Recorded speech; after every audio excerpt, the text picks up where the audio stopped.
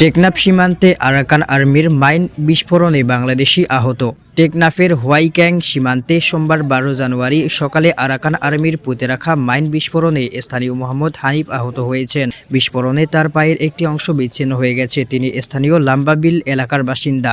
স্থানীয়রা জানান, রোববার মিয়ানমারের আরাকান আর্মি গুলি চালানোর সময় বাংলাদেশের অংশে ঢুকে পড়ে। ফেরত যাওয়ার সময় তারা মাইন পুঁতে রেখেছিল। সোমবার সকালে হানিফ চিংড়ি ঘের দেখতে গেলে মাইন বিস্ফোরিত হয়। এর আগে রোববার সকালে শিশু হুজাইফা আরাকান আর্মির গুলিতে আহত হওয়ার ঘটনায় সোমবার সকালে স্থানীয়রা হোয়াইটক্যাংয়ের তেজচি ব্রিজ এলাকায় মানববন্ধন করেন। এ সময় তারা বিজিবির গাফলতির কথা তুলে ধরে সীমান্তের নিরাপত্তা জোরদারের দাবি জানান। হুজাইফা বর্তমানে চট্টগ্রাম মেডিকেল কলেজ হাসপাতালের আইসিইউতে চিকিৎসাধীন। আহত হানিফের খবর ছড়িয়ে পড়ার সঙ্গে সঙ্গে স্থানীয়রা উত্তেজিত হয়ে কক্সবাজার টেকনাফ সড়ক অবরোধ করেন। পুলিশ তৎপরতার ফলে আধ ঘন্টার মধ্যে যান চলাচল স্বাভাবিক হয়।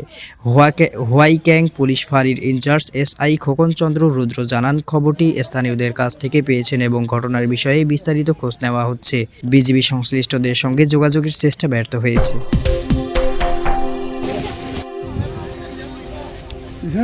গাড়ি আছে, গাড়ি চিনছি